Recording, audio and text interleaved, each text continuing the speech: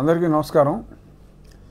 ఒక క్లారిఫికేషన్ ఇవ్వటం కోసం నేను ఈ చిన్న సమావేశం పెట్టడం జరిగింది. అదేమిటంటే ఈరోజు నేను ఒక ప్రముఖ దినపత్రికలో చూసా, సభకు రాకపోతే సభ్యత్వాలు రద్దు చేస్తారా, ఆ నిబంధన ఎక్కడుందో చెప్పమనండి, ఎమ్మెల్యేలు ఎంపీలు అందరం రాజీనామా చేసేద్దాం, మీరు సభకు పోతానంటే నేను వద్దన్నానా, మాజీ మంత్రి పెద్దిరెడ్డితో కలిసి వెళ్ళండి, ప్రతిపక్షానికి ఎంత సమయం ఇస్తారో తేల్చుకోండి, వైసీపీ ఎల్పీ సమావేశంలో జగన్మోహన్ రెడ్డి. ఇది ఈ వార్త క్లుప్తంగా సారాంశం.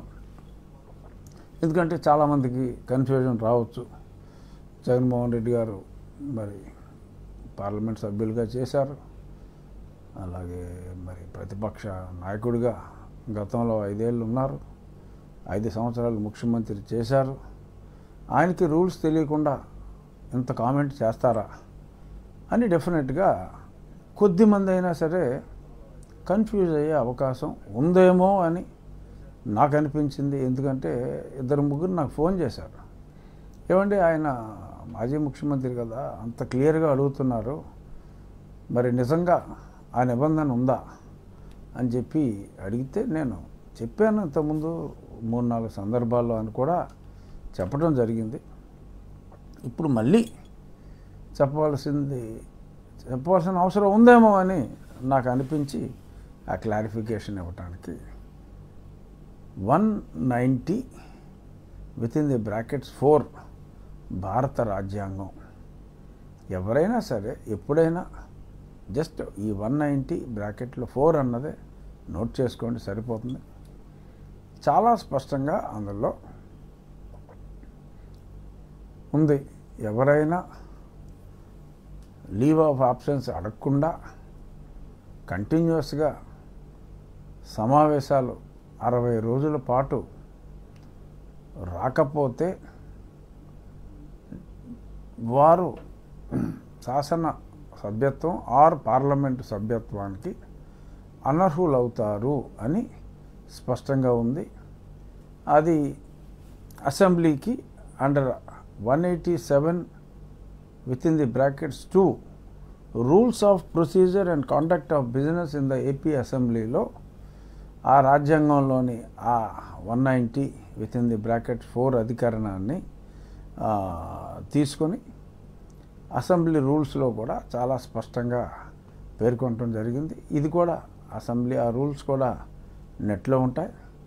స్పష్టంగా వైఎస్ఆర్ కాంగ్రెస్ పార్టీ అధ్యక్షుల వారి సలహాదారులు, ప్రస్తుత శాసనసభ్యులు అందరూ కూడా ఆ రాజ్యాంగంలోని 190 rules of procedure and conduct of business of AP assembly under 187 ఈ రెండు చూసుకుంటే మరి ఎవరిని తప్పుదోవ పట్టిస్తున్నారు, ఎవరు స్పష్టంగా ప్రజలకి వివరణ ఇస్తున్నారు అనేది అర్థమవుతుంది. ఎందుకంటే ఇది చెప్పటం నా బాధ్యత.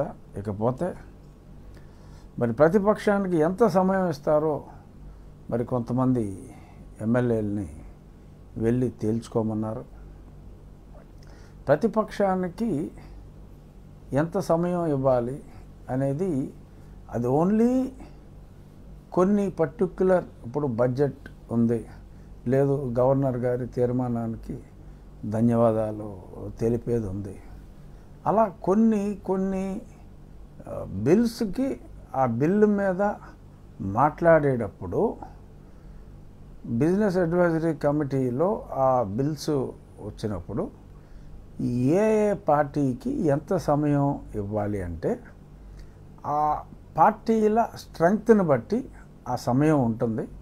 అది ఓన్లీ సూచన, స్ట్రిక్ట్గా దాన్ని ఫాలో అవ్వాల్సిన అవసరం లేదు. ఎందుకంటే ఇండిపెండెంట్ మెంబర్స్ కూడా అవకాశం ఇస్తారు, ఒక్కళ్ళే ఉన్నా కూడా వాళ్ళకు కూడా అవకాశం ఇస్తారు, కొంచెం తక్కువ సమయం ఇస్తారు. ఓవరాల్గా ఫర్ ఎగ్జాంపుల్ ఇప్పుడు ఎంతోమంది ఆ, తెలుగుదేశం సంబంధించిన సభ్యులు ఉన్నారు. వాళ్ళకి 5 నిమిషాలే సమయం ఇస్తాం, 10 నిమిషాలే సమయం ఇస్తాం అంటూ సమంజసం కాదు. కొద్దిమంది మాట్లాడే అవకాశం ఉంటుంది. ఎందుకంటే ఆ పార్టీకి 10 నిమిషాలే ఇస్తాం అని అన్నారనుకోండి, మరి 130 మంది పైబడి ఉన్న ఆ పార్టీలో మరి అంతమంది సభ్యులు ఉన్నప్పుడు వాళ్ళకి నేను ఆ 10 నిమిషాలే ఇస్తాను అంటాం సమంజసం కాదు. సో కాబట్టి మనకి లోక్సభ ఆర్ ఎనీ అసెంబ్లీ విధి విధానాల్లో ఆ కేటాయించే సమయం బిజినెస్ అడ్వైజరీ కమిటీలో కూర్చున్నప్పుడు డిసైడ్ అవుతుంది. వీళ్ళు యువజన శ్రామిక రైతు కాంగ్రెస్ పార్టీ వారు బీఏసీకి కూడా రావటం లేదు.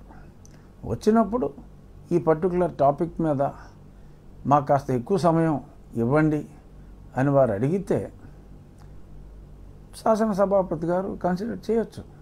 ఆ డిస్క్రిప్షన్ చాలా వరకు ఉంటుంది. బట్ అసెంబ్లీలో శాసనసభ్యులు మాట్లాడేది ఒక బిల్లుల మీదే కాదు.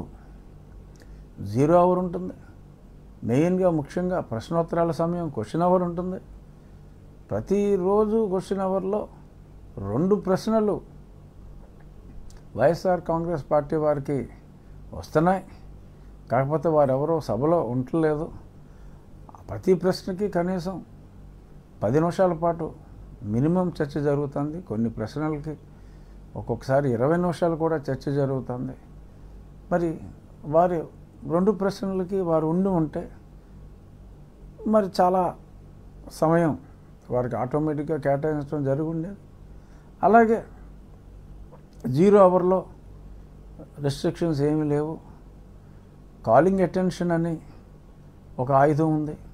మరి ఏదన్నా ఎమర్జెన్సీగా matter of urgent public importance ఉన్నప్పుడు ఆ మధ్యన ఎక్కడికో వెళ్ళారు, ఏదో ఆందోళన చేశారు, సపోజ్ ఆ సమయంలో అసెంబ్లీ ఉందనుకోండి, ఓకే పలానా ఇష్యూ మీద కాలింగ్ అటెన్షన్ నోటీస్ ఇచ్చారు అంటే ఆ సంబంధిత మంత్రి గారు ఇప్పుడు నోటీస్ ఇచ్చిన ఆయనకి అవకాశం ఇస్తారు.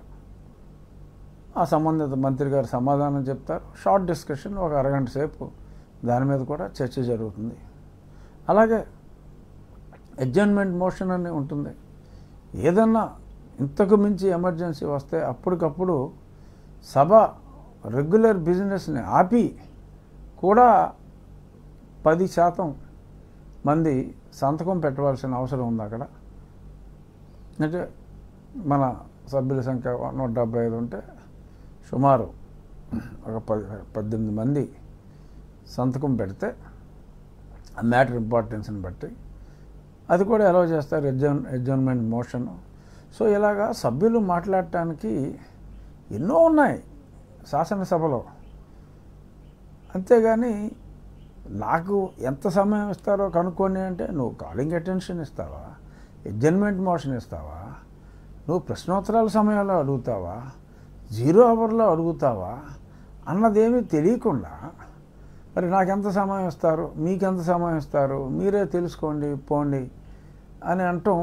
అది ఆ స్థాయి గల వ్యక్తికి మరి 5 ఏళ్ళు ప్రతిపక్ష నాయకుడిగా, 5 ఏళ్ళు ముఖ్యమంత్రిగా, పార్లమెంటు సభ్యుడిగా ఉన్న వ్యక్తులు ఈ రకంగా ప్రజల్ని తప్పుదోవ పట్టించటం అది ఒక శాసనసభ్యునిగా, మాజీ పార్లమెంట్ సభ్యునిగా అది సమంజసం కాదు అని నేను చెప్పడం కోసం, అంటే ప్రజలకి తెలియజేయటం కోసం నేను దీన్ని చెప్పడం జరిగింది.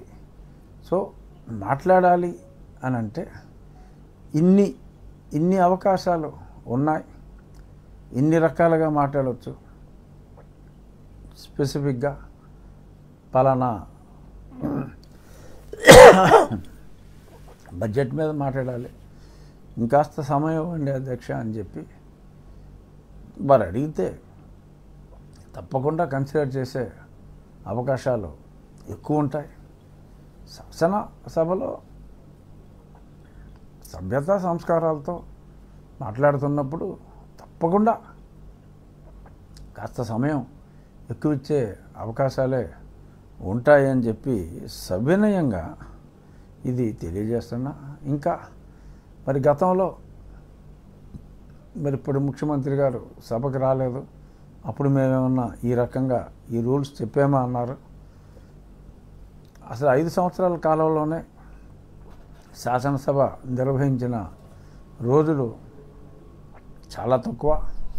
నవంబర్ 2021 అంటే 2.5 సంవత్సరాల తరువాత మొత్తానికే అసెంబ్లీ 68, 69 రోజుల కన్నా జరగలేదు.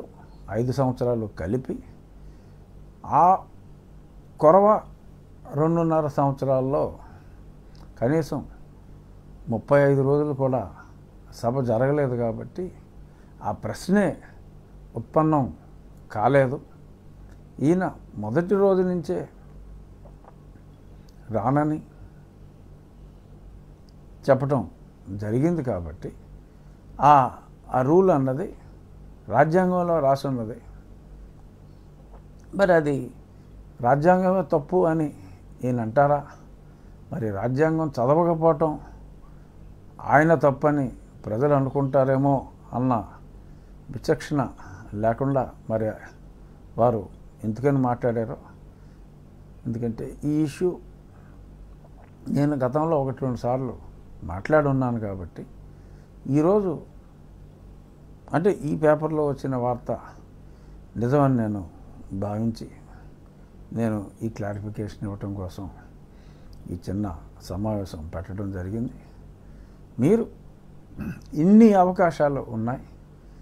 మళ్ళీ చెప్తున్నా, క్వశ్చన్ అవర్ ఉంది, 0 అవర్ ఉంది, కాలింగ్ అటెన్షన్ ఉంది, అడ్జర్న్మెంట్ మోషన్ ఉంది. ఇది కాక స్పెసిఫిక్గా ఏదైనా డిబేట్లో బిల్లు మీద డిస్కషన్లో పాల్గొనాలి అని అనుకుంటే బీఏసీలో సమయం దయచేసి అడగండి. లేదు సభ జరిగేటప్పుడైనా సరే సభలో అడగండి.